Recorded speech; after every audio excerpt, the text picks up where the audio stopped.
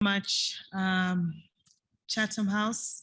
Thank you for this opportunity to chair the last session of the day, which is under international relations of debt. Just a few points to mention, as already mentioned by prior chairs, some housekeeping rules, especially for those who are joining us virtually or those who have come into the room for this particular session. This is going to be recorded. And we also do have a functionality for any questions. You can use the raise hand functionality in Zoom. We also encourage participants and audience to tweet using the hashtag #ChaAfrica. All the bios of our speakers for this particular session are in the packs that have been provided and also on the link for those that are joining us virtually. My name is Lowani Chiwesakunda. I'm the CEO for Citibank Zambia. Been with Citi a couple of years now, 22 years to be precise. And I'm particularly pleased to be a part of this session, especially so to speak with regards to where we are even as a country, Zambia, and the number of forums, the number of conversations that most of us have been a part of just around the whole topic of debt. We do have a very good list of speakers for this particular session. And as mentioned, the bios are shared in the packs that have been provided. But to just get the ball rolling and to call upon our first speaker for this session, who is Dr. Cso, who's with me on the podium today. He is a postdoctoral research fellow in the Institute of Democracy, and his research has not only focused on understanding the latest political developments in historical content, but this also includes the evolution of democracy, the role of political patronage and clientism, and how the political party system influences election outcomes in African politics. Dr. Cso, we are keen to hear from you this afternoon. What role debt plays in African states, international relations, and economic diplomacy? This is topical for Africa, not just Zambia, but for Africa, and how exactly states exercise their agency with regards to debt management. I call you to the podium, sir.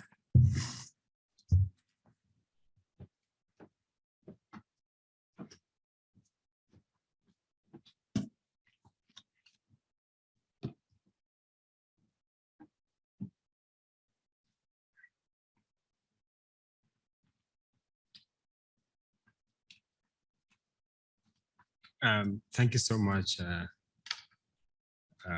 for the introduction. And what I thought I should do is to briefly share with you through this PowerPoint the key points that both speak to the questions that Rowan mentioned, but also that's discussed more extensively in my paper, which you can find on the website. So for those of you who wish to have a full understanding of Zambia's foreign policy and decision-making, as well as economic partnerships, there is a paper that is available on Chatham House website, and it's open access that you could download. What I thought I could do here is simply to provide a background to this topic, highlight the key features in Zambia's foreign policy, speak briefly about Zambia-China relations and the economic partnership at the regional level, which, as we heard in the keynote address by the PS in the morning, are very crucial to not just economic development, but the economic diplomacy that the new administration has focused on. And then I'll end with some remarks on the new government's foreign policy choices. I do hope that in so doing, we would discuss or touch on the question that Luan asked before inviting me to the podium. So foreign policy is really an attitude or position taken in relation to other countries and international organization. And Zambia has had a very clear foreign policy since independence in 1964, which has been shaped largely by the country's geopolitical position. You know, at the time when the country got independence, it was surrounded by a number of neighbors which were still under minority rule, as you can see on the screen. Under founding President Kenneth Kaunda, the country's foreign policy was shaped by the ideology of non-alignment in a world which was dominated by major superpower rivalry between the Eastern Bloc and the West, which we normally refer to as the Cold War. Kaunda and his colleagues felt that it was important to be non-aligned, even though what we see is a leaning toward the Eastern Bloc. But in the late 80s, what we see was the beginning of a movement towards Western support as economic decline inspired that shift, and the debt crisis and the desire for favorable terms necessitated some movements towards China as well.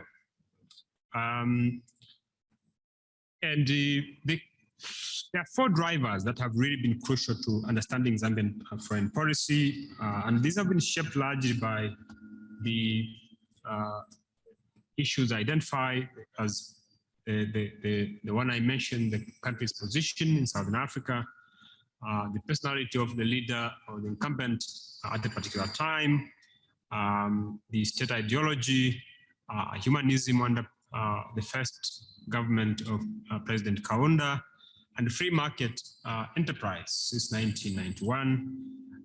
But in more recent years, what you have seen is a desire for social and economic development has shaped not just Zambia's relations with neighboring countries and regional institutions, but also the relationship with both Western and Eastern countries. So until 1991, the country was really more outward looking, you know, supporting the liberation movement in Southern Africa at a great economic cost, which Kaunda justified as necessary for Zambia's own economic welfare, saying, as Nkrumah did, that we can only succeed when our neighbors are also free. And over the last 30 years, what we have seen is a departure from state-driven economic control to free market enterprise, starting with the MMD and Frederick Chiluba in the 1991 to 2001 decade, and with an emphasis on attracting foreign investment. And here, that's when we see the adoption of structural adjustment policies, other way of reviving the economy that was collapsed by Kaunda's state-driven economic policies. Since 2002, when President Manawasa took over, we see an emphasis on economic diplomacy. So we hear this term more recently under President Hakainde Hichilema, but it's something which actually has longer historical roots because it started around this period when the government emphasized economic diplomacy through attracting foreign direct investment, contracting new loans, and promoting trade with other countries. At regional level, you know, SADC and COMESA, as we know, started in the 80s, but it was only in the 2000s that they played a more important role in relation to Zambia. Again, there are question marks about the membership of the benefits that can accrue to Zambia from these regional institutions, because even though they have been in existence for a long time, they have really not been exploited by the country in terms of centering its position when it comes to economic relations. I wanted to speak briefly also about the Zambia-China policy. As we know, it can be traced back to the construction of the Tanzania-Zambia Railway, and in the 80s and the 70s, China wasn't involved in Zambia as it has become in the recent years, particularly over the last 10 years. It's a contradiction, because Michael Sata and the Patriotic Front, when they were campaigning in opposition in the 2000s, they said they didn't want anything to do with China, but a number of interventions happened that brought China to the high table. The key drivers, I think, were initially to be seen, I think, after 2005, because something happens in that year, the cancellation of Zambia's debt from about 7 billion, which we had when Kaunda left power, to $500 million in 2005, meant that, and the continued presentation of China as a neo-colonial power meant that the Chinese responded by trying to secure their position by giving more support to Zambia. And this is something which started actually under the Manawasa period, even though we tend to think it's a PF initiative following the FOCAC meeting in 2000. The Chinese investment in Zambia grew from under 400 million in 2000 to 3 billion as of 2 years ago. And what we also see after 2011 is a scenario where Michael Sata, as part of fulfilling his campaigns for more jobs, for example, turns to China to borrow more money, but also Europe to fulfill this idea of job creation through construction. Again, it's something which was started by the MMD. But there have been concerns about the lack of transparency in the acquisition of Chinese debt compared to the Western one, which comes with stringent conditions. And Zambia now finds itself in a position where a significant 1/3 of its debt is held by China. And then finally, on the economic partnership at regional level, and I said, these are meant to promote trade, to relax tariff barriers and promote free movement of people. And what we have seen is that even though Zambia belongs to both COMESA and SADC, there has not been significant benefits that have accrued to the country until the early 2000s, when the country repositioned itself well to benefit from these regional initiatives. And in the recent years, we have seen the African Continental Free Trade Agreement Treaty. And again, Zambia has joined here as part of that economic diplomacy, which has been emphasized by the government. And what is questionable here is actually the role of Parliament, as we heard in the morning, in relation to the loan contraction. But what has happened is a scenario where the government, deprived of that parliamentary oversight, has contracted significant amount of debt, especially from China, largely because Western powers, starting 2016 or so, disinvested in many African countries, including Zambia, leaving leaders like Lungu with limited option but to turn to China, and China itself using debt as the weapon that they can use to influence relations at the international level, and even the Western countries. I think also you could say that they are using debt also as a weapon.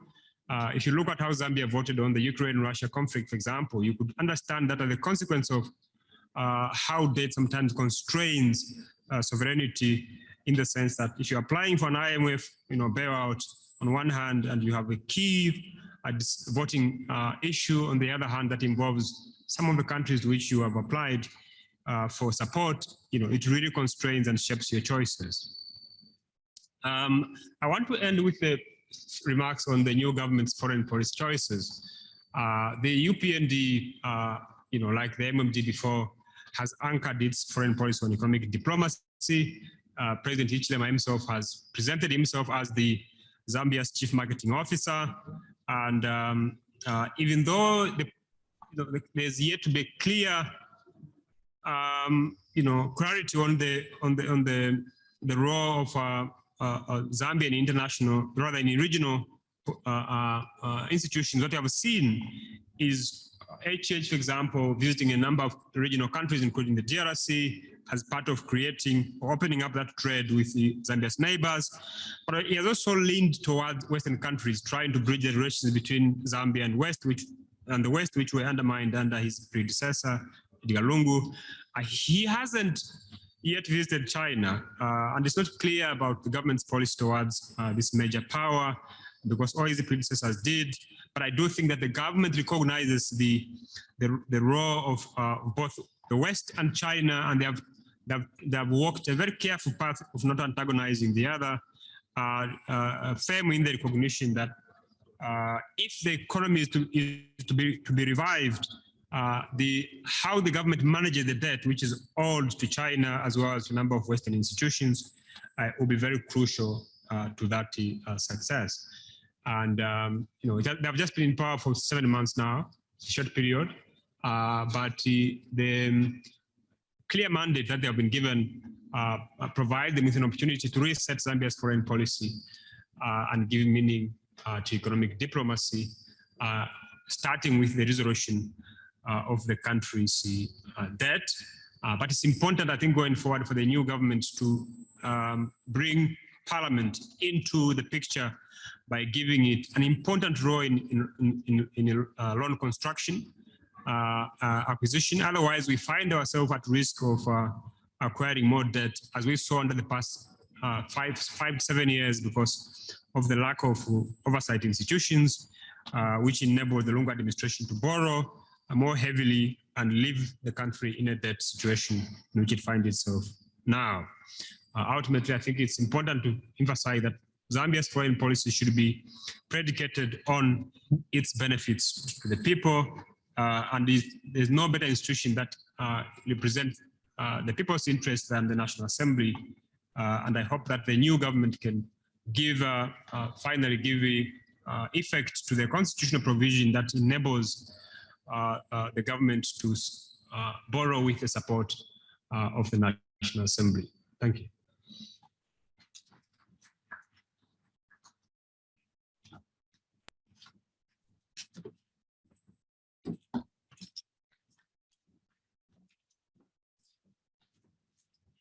Thank you so much, Dr. Cso.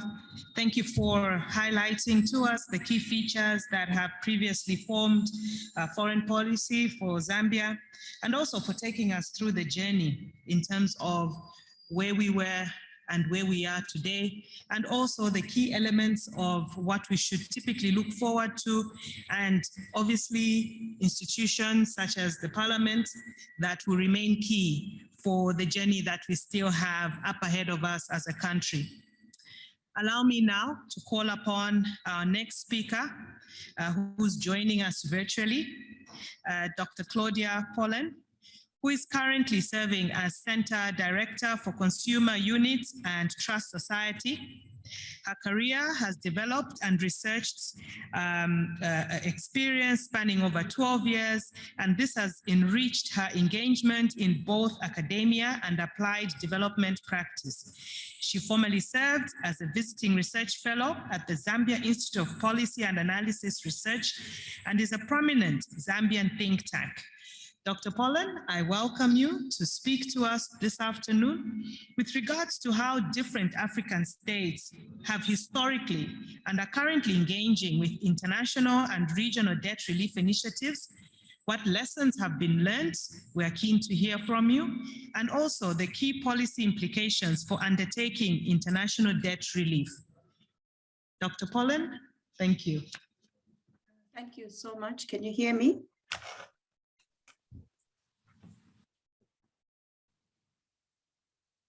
Can you hear me? Yes, we can. Okay.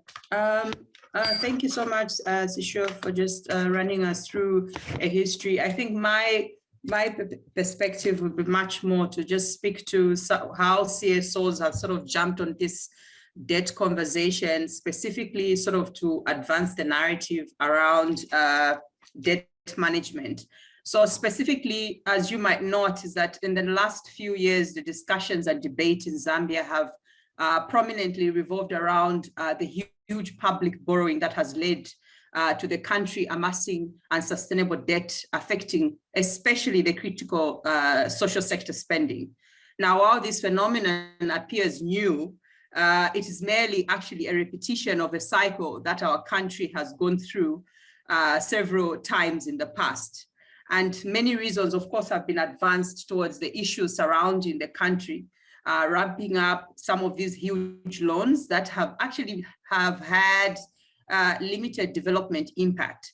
And the reason that seems plausible to most of the concerned civil society organizations and other stakeholders is the fact that the debt burden seems to largely border on the fact that the laws that are governing loan contraction are definitely not sufficient to lead to better ways of contracting loans and managing repayments.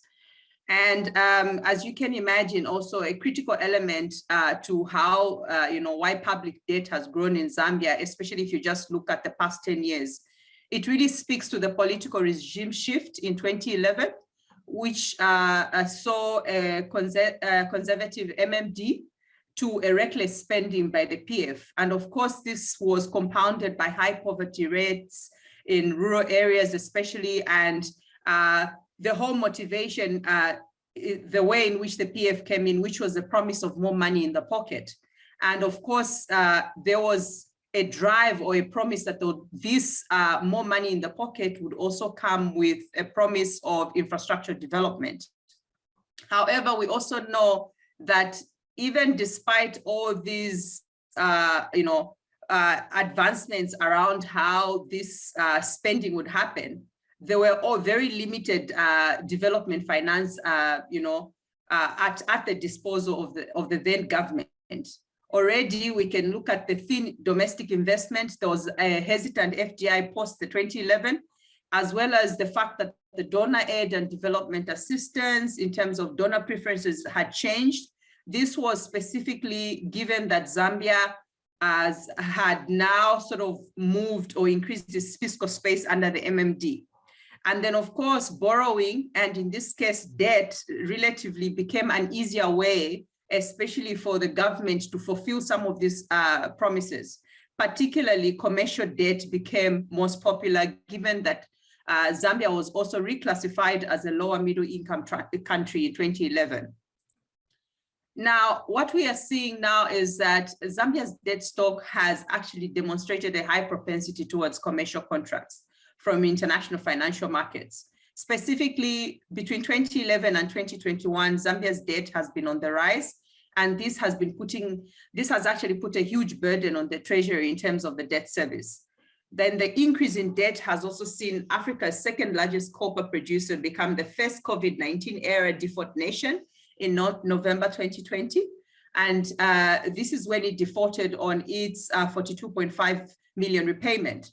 And then Zambia's three bonds, which were issued in 2012, 2014, and 2015, among the prominent loans, which are 3 billion euro bonds that were actually contracted in amounts as follows: 750 million, 1 billion, and 1.2 billion. Now, the second two are extremely high interest rates of 8.5 and 8.9. And then the supposed reason, of course, for such high interest rates was the risk that Zambia could not be able to repay. So the middle of 2015, we see again Zambia's bonds trading at an average face value of 78 cents on the dollar. Now, since the start of the pandemic in 2020, the bonds have actually had an average face value of 59 cents on the dollar. Again, telling you that, we're already going into a crisis. In addition, there are Chinese loans that are estimated, though this is still, they're estimated at least over 3 billion. The current external debt stock, including publicly guaranteed and non-publicly guaranteed loans, amount to about 14.7 billion as at end of September 2021. At the end of 2021, domestic debt stood at 189 billion, domestic arrears at 46 billion, and fuel arrears at 8.6 billion. Now, what this analysis is basically showing is that there has been an increase in debt service share of the budget from about 40% in 2021 to over 45% in 2022. And of course, this debt service amount is partly meant to refinance some of the debt and prepare for the 750 million euro bond due in September 2022. However, what we note again is the government's commitment in dismantling domestic arrears remains very low and a huge cause of concern for CSOs and the general public. The debt service burden is evidently crowding out the productive sectors or economic affairs in the national budget. And specifically in 2021 and 2022, debt service surpassed economic affairs. And of course, we know that this undermines the potential to unlock the potential in various sectors such as agriculture, mining, manufacturing, tourism, energy, transport, information, and communications. Specifically, when we talk about, the need to even just enhance local involvement in mining, we also have to look at the debt challenge that is preventing that from happening. The IMF specifically classified Zambia at a high risk of debt distress in 2017. And of course, with this, Zambia had requested a suspension of the private debt repayments in September 2020. It defaulted on the bonds in November 2020 and applied for the G20 Common Framework in February 2021. Again, what we note here is that the debt crisis has already had a significant impact on people in Zambia. Specifically, we know that when it comes to public spending on social sectors, health, education, water and sanitation, as well as overall social protection fell by 21% per person between 2019 and 2021. Now, what are some of the many, the key challenges that are, sort of advancing this crisis? The debt management framework can be seen from two perspectives. The first perspective is that the legal and policy framework is quite limiting. Specifically here, I'll mention the Loans and Guarantees Act, which specifically has shown that it has limited parliamentary oversight in terms of how loans are contracted and how they are managed. In terms of institutional debt management arrangements, line ministries also do not have the fiscal discipline.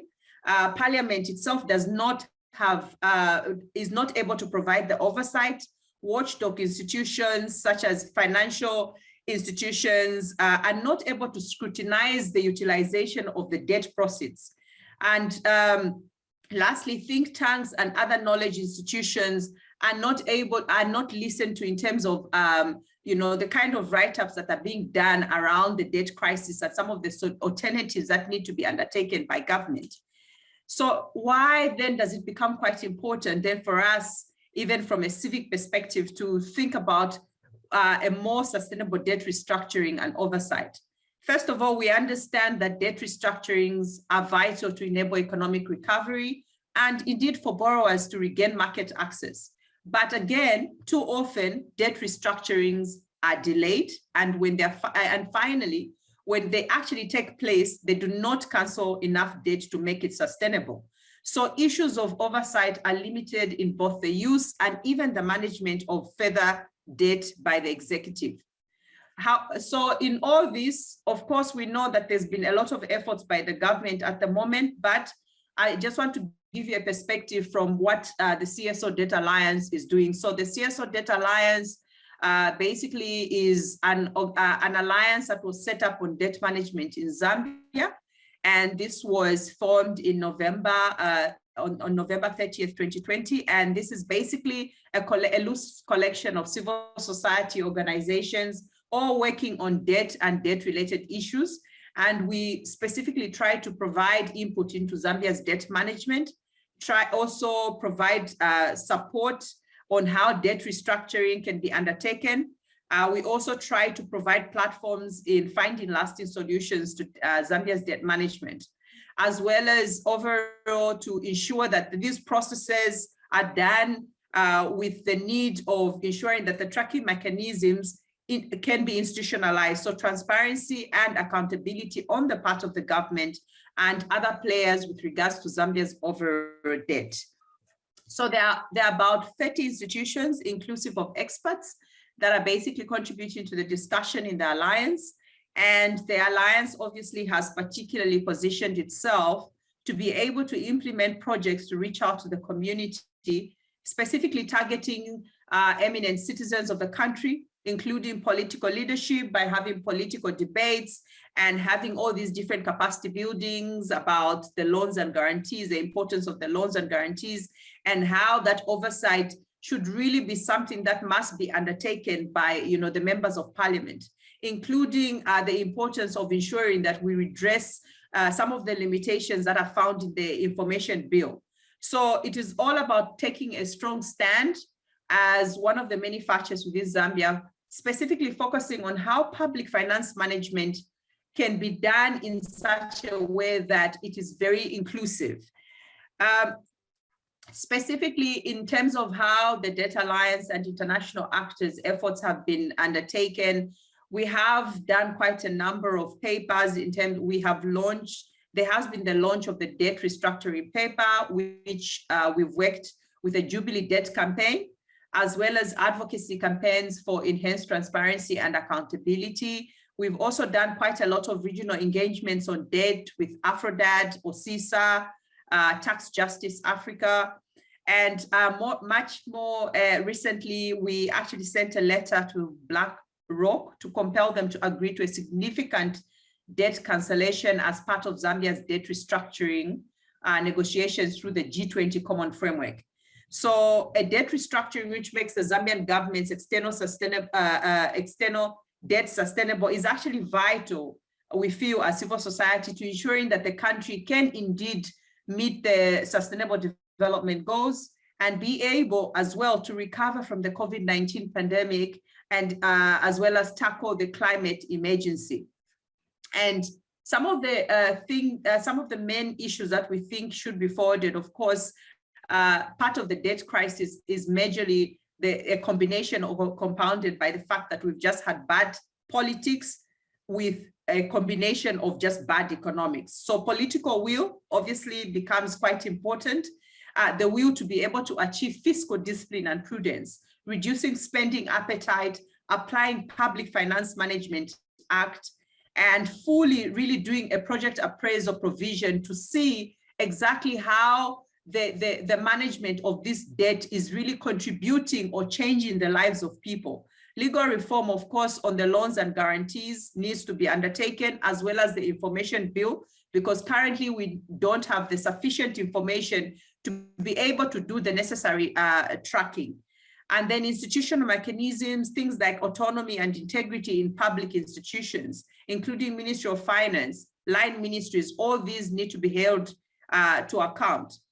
Resources also, professionalism and competence is also something that is that has also contributed to the incompetence that we end up seeing, that has contributed to the debt crisis.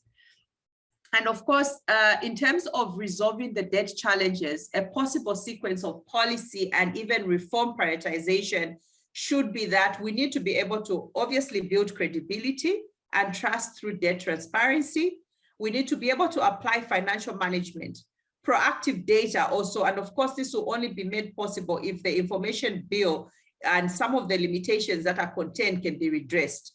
And obviously, at a regional level, we need to begin to look at how also, work together within the African region to really see how we can begin to, for example, conduct sufficient consultation and, and how cancerous the whole debt, is affecting the ability of governments to be able to properly manage, financial resources. And more specifically, I think we know that the government has been making huge efforts in terms of releasing public debt figures up to, say, in this case, we're talking about June 2022. But there's also a need for authorities to be able to make this public disclosure, a semi-annual activity, of June and December of each year. If we're talking about tracking mechanisms, these have to be quite consistent.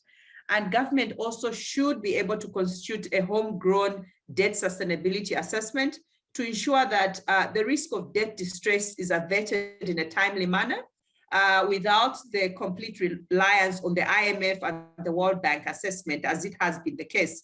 And as well as government should expedite the loans and guarantees bill, which we've been waiting for, and to rekindle the loans and grants and guarantees authorization bill, which of course will repeal the Loans and Guarantees Authorization Act of 1969. Ultimately, transparency and accountability are a bedrock of debt restructuring. Prudent debt management, we know, borders on key aspects of accountability and transparency. And we also note that these have previously been reported as a major challenge in the debt management strategies of the national government. And this, of course, can be seen in the limitation of the loans and guarantees in terms of oversight, parliamentary oversight. So the Data Alliance, of course, in responding to these challenges, has to be able to continuously engage with independent international consultants, invested in bridging the gaps that underlie much of this debt mismanagement and the fact that there hasn't been any transparency. So it's a continuous fight and an effort that the Debt Alliance, and of course, with the effort of citizens, and key to the conversation of debt management has been the limitation in information flow. So once we're able to redress some of the limitations in the information bill and the Loans and Guarantees Act, I think we should be on the right track. But more importantly, I think there has to be that core, that political will from the leaders to want to really make sure that this development is really different from just a question of just this whole appetite of borrowing. So I think I'm going to end here. Thank you very much for this opportunity. Thank you.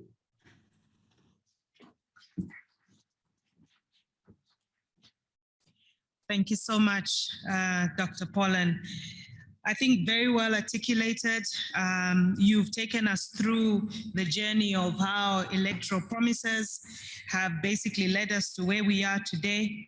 You have spoken about how the whole debt service concern impacts various sectors of our economy, and also even the impact to overall social protection. Interesting points that you've highlighted with regards to what the civil society is doing, the work that is currently already underhand, and also the importance of having a sustainable policy reform for the country to be able to get back on track. So thank you so much for your presentation. We now move on to our last speaker, who's also joining us virtually. Mark Bullard is Senior Credit Research Analyst at Red Intelligence in London, with a focus on sovereign and quasi-sovereign credits across Central and Eastern Europe, Middle East, and the Africa region. Mark, we are keen to hear from you. We've heard quite a bit from Dr. Cso, from Dr. Pollen as well, with regards to Chinese loans and being able to have Chinese debt. But keen to hear from you, Mark, in terms of, have African countries benefited from these Chinese loans? And have new players shifted the debt landscape?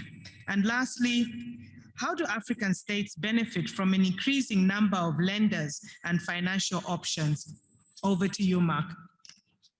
Thank you very much for that. And thank you, Dr. Pollen and Dr. Cso for covering the history of lending to Africa. Of course, I'm happy to talk about that, but I was going to focus more on where we are at the moment and the future. But I will try to share my slides now. I hope everyone can see them. Yeah, let me just use the first slide. Let me see, can you see my slides now?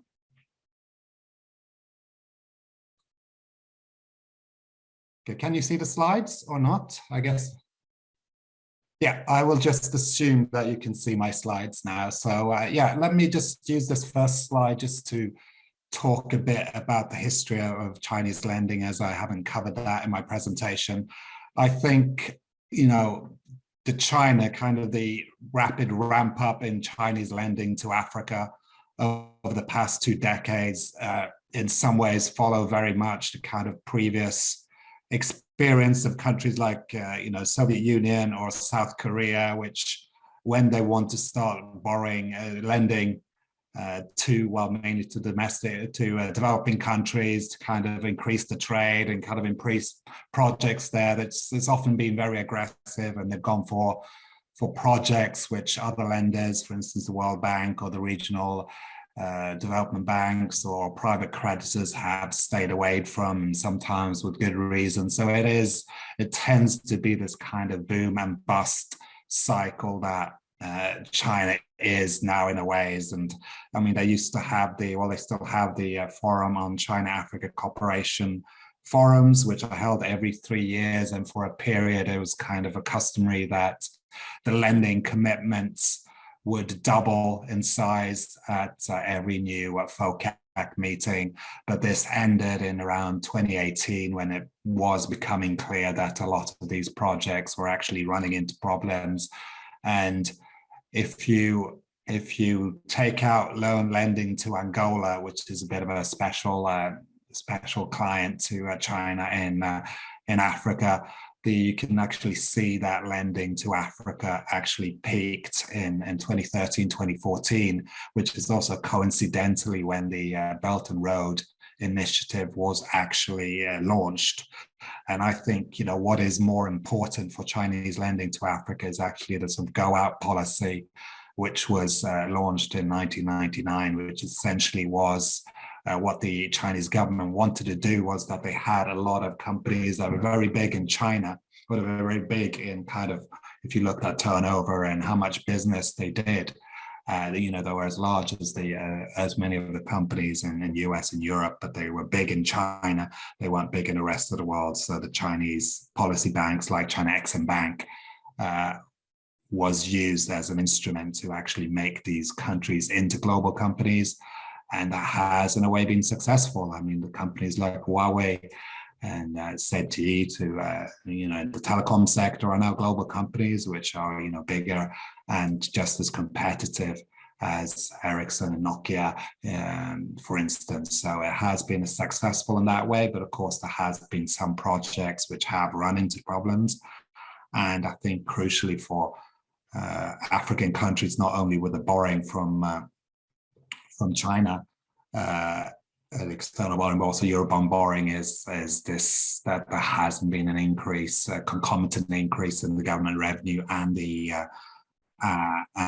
exports. So you have more debt to service externally, but you don't have more government revenue, you don't have more foreign exchange earnings. So that leads to the next slide, which is where we are at the moment with Zambia. And at present, 2 other African countries, namely Ethiopia and Zambia, is the G20 Common Framework, which is essentially an extension of the Paris Club of bilateral lenders, something I'll talk more about on the next slide. This was launched in late November 2020, and had as 3 applicants so far. Chad, I believe, was the first to apply for that restructuring under this, which has moved forward a bit quicker than the other countries, but still there has been, it's more a question of commercial debt there, and they still haven't reached an actual debt restructuring. But now the oil price hike has brought to doubt if this debt restructuring actually will be needed. I mean, they have oil sweep, they have a function that they actually have to pay more on their commercial debt when the oil price goes up, which meant last year that the debt servicing actually rose quicker than the government's oil revenue. Something I've covered for Red Intelligence, but the general view is that now they should be getting enough oil revenue that they should be able to service the debt without external debt, without having to do a debt restructuring. So it's an open question if that debt restructuring will go ahead. Then Ethiopia is the country which applied in January last year, late January, early February, for the G20 Common Framework. But that debt restructuring hasn't moved ahead, which means that Ethiopia continues to pay hundreds of millions servicing their external debt. So they had the sort of negative impact of, their sold Eurobonds sold off in price very much after that. But they haven't actually had any benefit from that. And their FX reserves are now at sort of 1.5, 1.3 months of FX of their imports cover. So, I mean, this is where the prospect of a hard default actually is coming into prospect. And then there's Zambia, which applied about a year ago. Of course, I had the consent solicitation with some creditors in late 2020. And it is very much a canary in the coal mine when it comes to debt restructuring, just because it's not unique when it comes to its level of debt, but it's quite unique in that they've actually, there's a variety of creditors they borrowed from both the Eurobond market and companies, suppliers from sort of the Paris Club countries, but also Chinese, both the policy banks and the private and a wide variety of private sector creditors. And a lot of blame has been made on China when it comes to lack of progress in the G20 Common Debt Framework, but it's still not clear there. And what is happening, one of the reasons is that Chinese still are kind of struggling coming up with a coherent position, because of course they have their policy banks, but then they also have the private sector lenders. Many are state-owned, but some aren't. And there has been some talk about actually some of the debts being reshuffled into CNY denominated debt, kind of Brady-style bonds, which were used in the previous debt restructurings.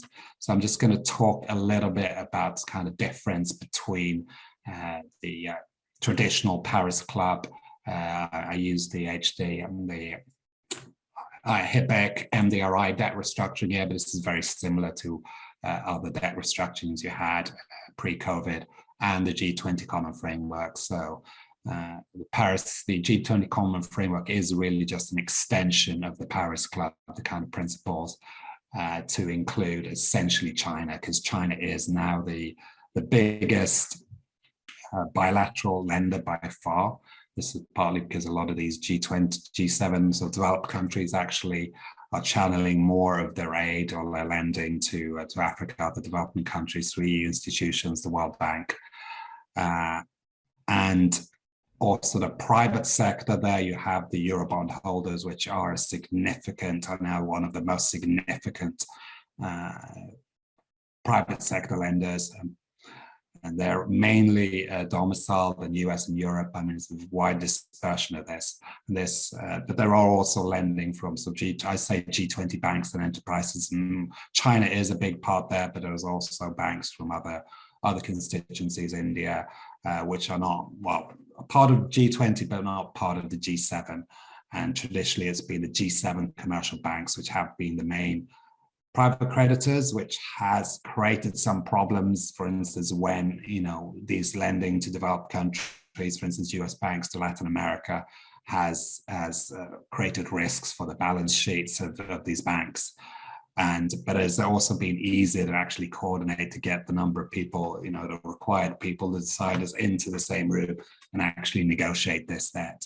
And it's also worth to mention that previously, it was all about the G7. They were the biggest lenders and also the biggest donors, and G20 countries are now still the biggest donors, but they are not the biggest lenders. So it's just a kind of question that, you lose something on the swings, you take a hit to your bilateral claims, but compared to overall financial flows to developing countries, it's not significant.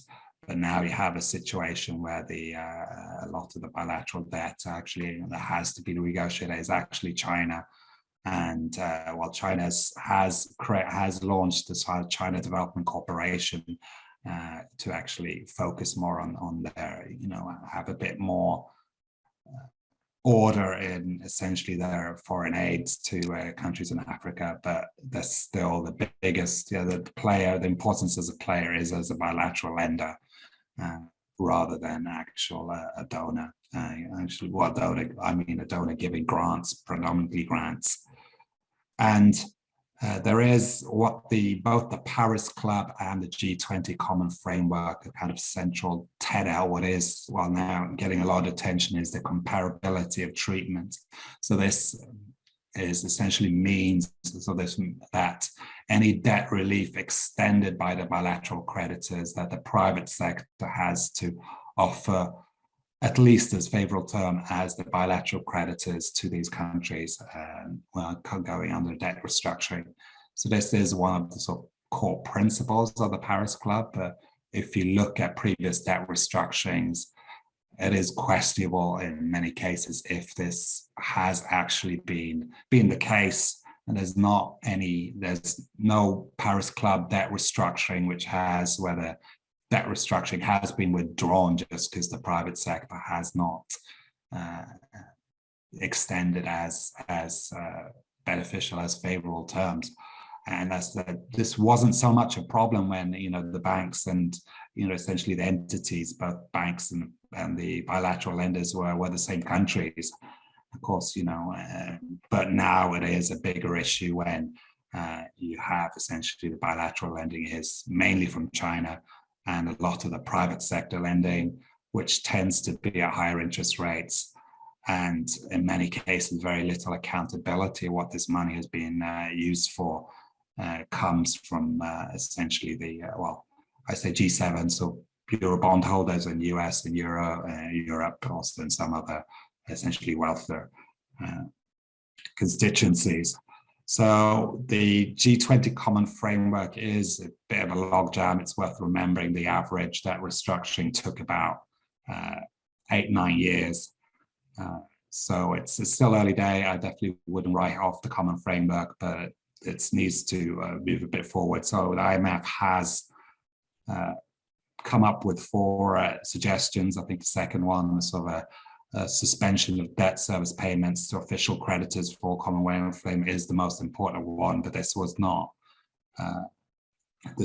approved by the G20 latest meetings of central bank governors and the finance ministers just a couple of weeks ago in Indonesia. So I will move to the last slide because I know I'm a little bit over time, which is essentially more focused on Zambia. So the IMF has finished its debt sustainability assessment in Zambia, essentially the framework for this debt restructuring, but it's yet to be published. And there are some very interesting recent trends for Zambia. So Zambia is now, Zambia's copper exports are now at a record level at it's more than 3 billion in the final quarter of 2021, 8.5 billion in 2021 as a whole. And you've had a bit of a recovery in imports. The actual current account surplus is not as big as it was in the first half of last year, but it's still very substantial. So Zambia should, in theory, according to this, be in a better position to actually service its debt. But it is notable that despite these record copper exports and record current account deficits, FX reserves were actually falling in the fourth quarter last year. So you had a big injection in the they had a modest injection of first half last year because you had a lot of foreign money flowing into the domestic bond market, and then you had the IMF's special drawing, general allocation of special drawing rights, where Zambia was arguably the biggest recipients, and its FX reserves more than doubled from around 1.2 billion, 1.3 billion to close to 3 billion. But then they actually, once this injection was made, the FX reserves actually fell in the fourth quarter last year, despite record copper exports, because you have these outflows on the financial accounts in the sort of non-financial corporations. So it's essentially non-banking, also households. And this will be interesting to see how the IMF takes this into account in this debt sustainability assessment. And the second slide is just showing that you had these strong inflows into the local currency market. That's the red staple there.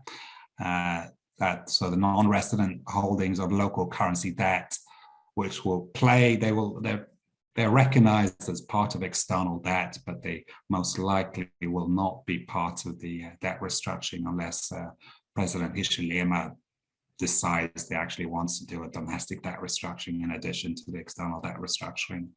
And just the third slide just show the sharp increase you've had. Third and fourth slide just shows the sharp increase in domestic debt you've had in the past 2 years or so since Zambia essentially got cut off from external financing. And a lot of this debt was run up in the, was essentially taken on in the run up to the August elections last year, and often at interest rates of 25 to 35%. I mean, Zambia's inflation was around 20-25% at the moment, but it's still very high interest rates. And now you have consumer price inflation still in the double digits, but it's quite likely to fall to single digits by the end of the year. Of course, you know, you have the increase in oil prices, and fuel prices might change a little bit. And you also have the increase in the regulated price. But essentially, this domestic debt will be very costly to service. And this is similar, not so much to Chad and Ethiopia, but a similar situation to, for instance, Ghana, which could be the next country to apply for a debt restructuring. So, and in previous HIPIC MDRI debt relief, the domestic financial sector was not really significant enough for to actually have a strong impact on the fiscal situations in these countries. But now it's a different situation, and this will be a challenge for the IMF and in the debt restructuring negotiations. But I will stop there, and we can move to Q&A. Thank you very much.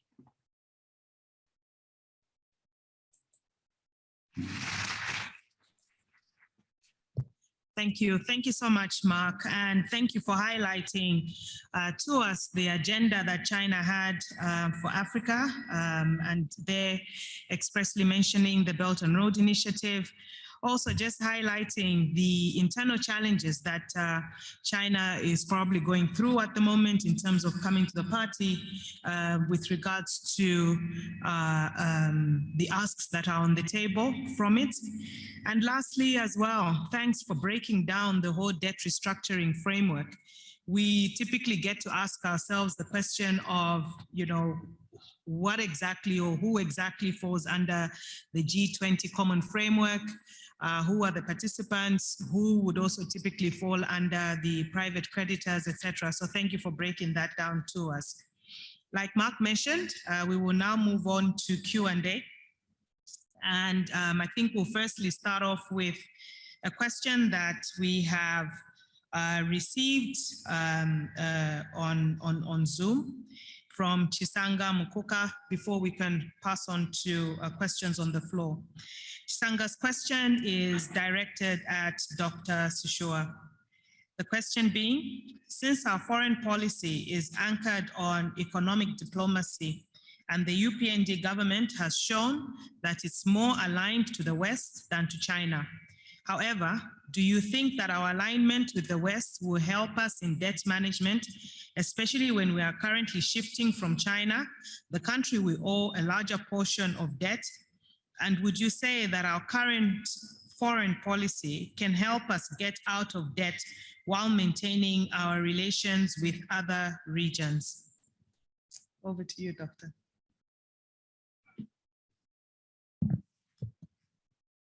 Thank you, Chisanga, for the question. Can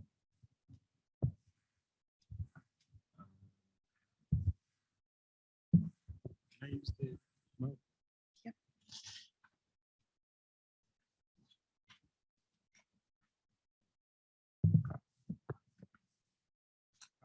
Thank you, Chisanga, for the question. Alignment with the West and its impact on debt, Zambia's debt. I think that we have to be very careful. You know, I don't think that the new government has discarded China. I think that they have now prioritized one thing, which is securing an IMF deal And what we may see as an alignment with the West at this stage is really an attempt to speak with the key actors who are crucial to securing an IMF deal. And I understand why that is important. You know, an IMF deal is important for perhaps 2 or 3 reasons. The first is that creditors, 2/3 of whom are actually in Western countries, in form of Europe, private bondholders, institutions, creditors would want to see an IMF program as a step towards rescheduling, you know, Zambia's debt. Whether I like it or not, the reality is that the economy was in such a perilous state that made the IMF bailout almost inevitable. I don't understand why the previous administration delayed securing an IMF deal, perhaps for reasons of elections, but I understand the predicament in which the new administration finds itself.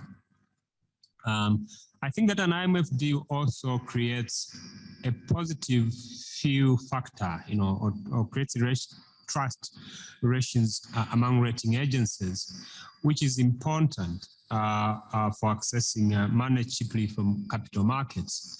I've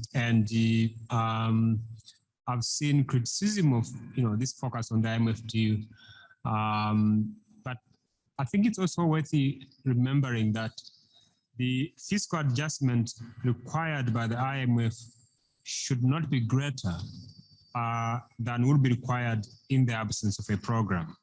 And the good thing also is that nowadays the IMF tries very hard, I think, to ring fence social expenditure. And that's why we have seen the Zambian government committing to employ about 40,000 people in the health sector as well as in education. That is quite a departure from the traditional IMF that we know. And I also think that it will be impossible to revive Zambia's economy without dealing with the debt issue in the first place. I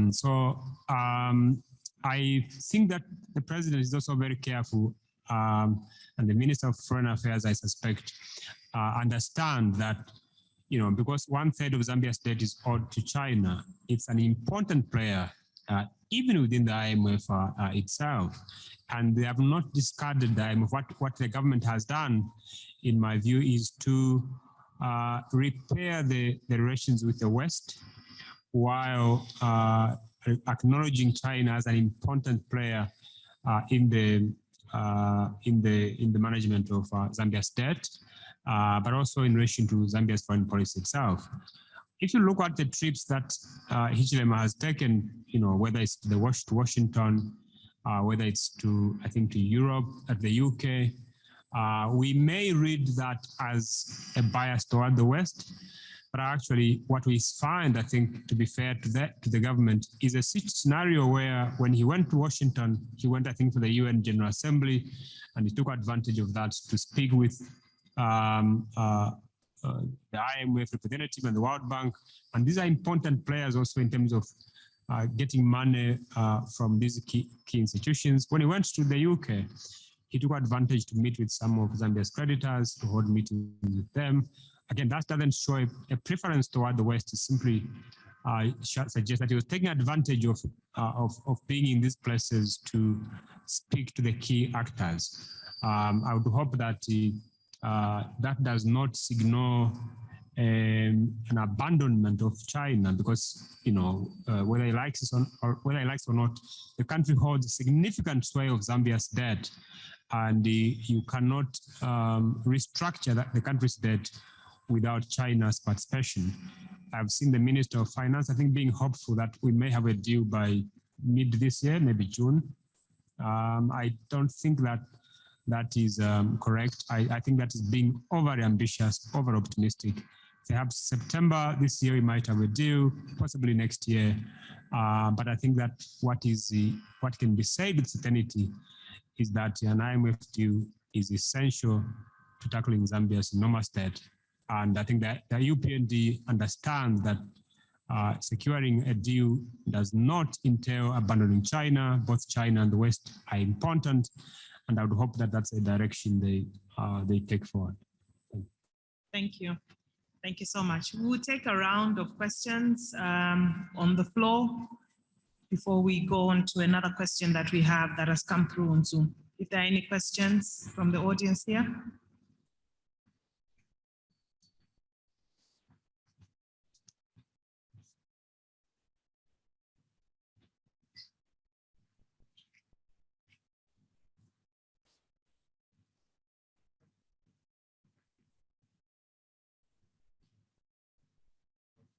Thank you very much.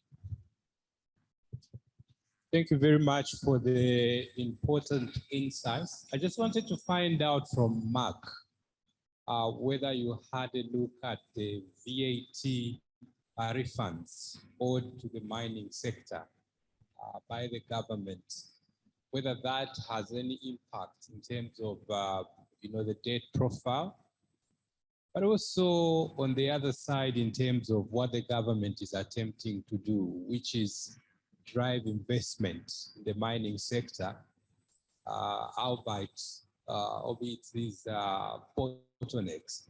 And the figure for the VAT refunds is actually quite enormous. It rivals some sort of a local debt, so to say. So I just wanted to find out whether you had a look at that. Thank you. Thank you. Mark, did you get that question? Yes, I mean, so this is a Ishilema, one of the things he's driven, and I think this is one factor behind these very strong financial outflows, is the financial, and has contributed to the driven the sharp increase in in oil in exports. Because there's both a price effect of actually copper prices being higher, but also production going up.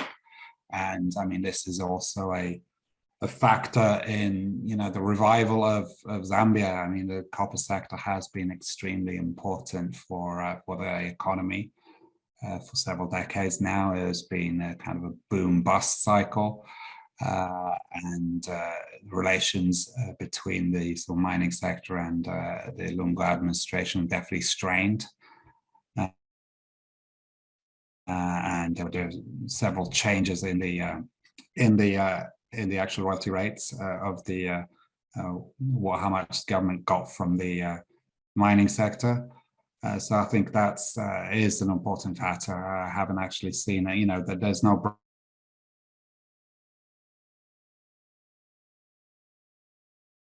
break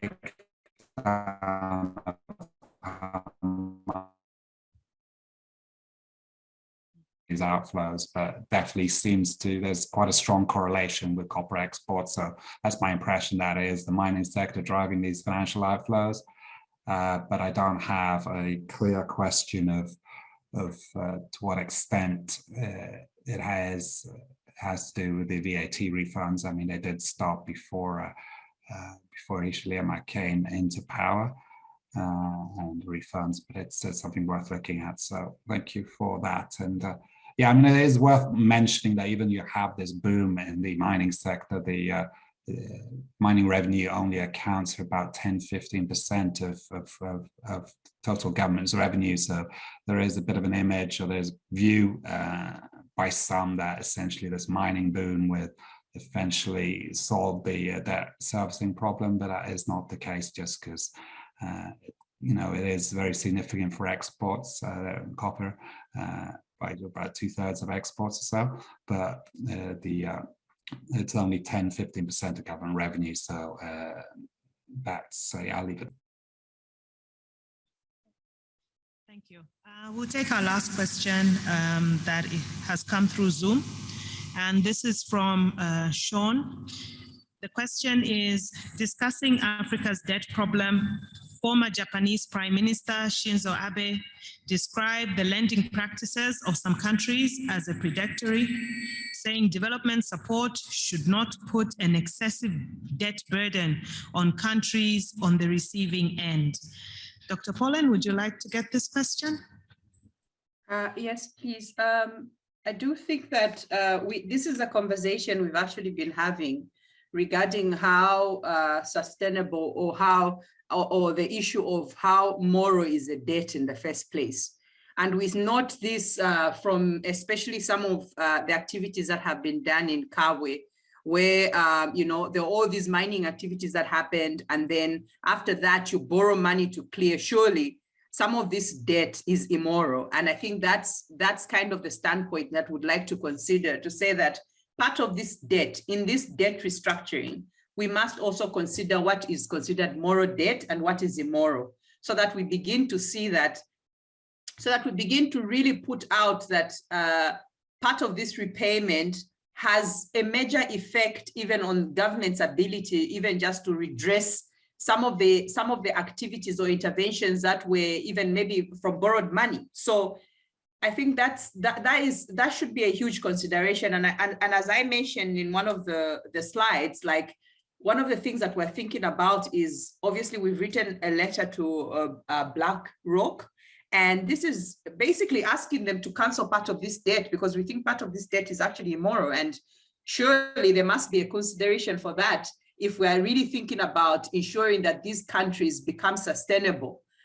You can't talk about a debt restructuring that only makes a country's ability to be able to sort of expand on its the critical social sectors, and you're saying it's sustainable, but in a sense, you're taking away from the country's ability to provide social sector services.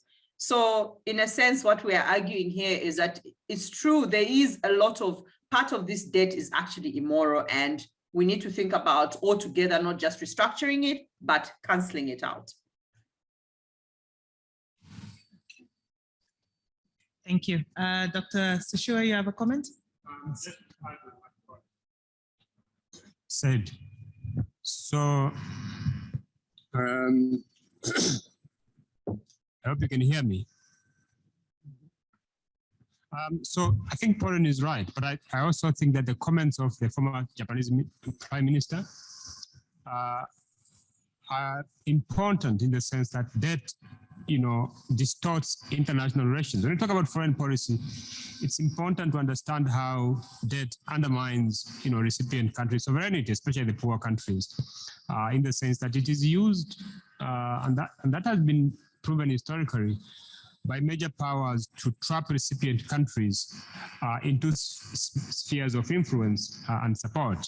During the Cold War, for example, we saw that, but even in case of Zambia, in the early 2000s and in the last administration, what we see China doing in many ways is to use debt as a way of securing its position.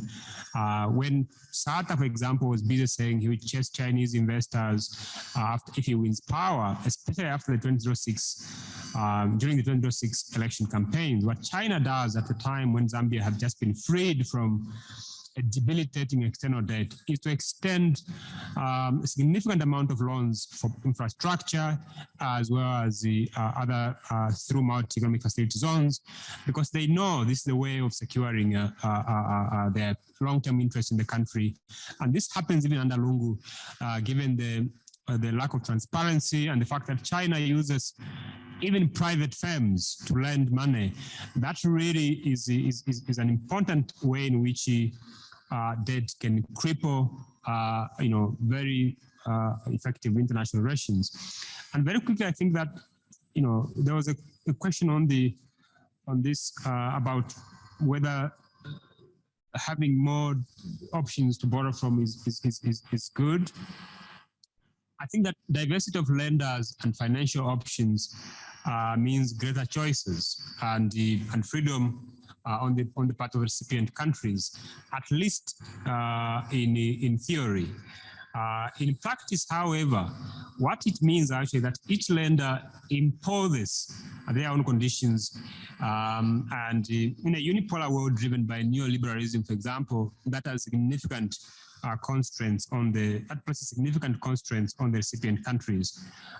So what looks like diversity of lending options or lending sources is simply degrees of loss of sovereignty, not freedom to formulate and pursue independent economic policies in international relations. And I do think that it's very important to generate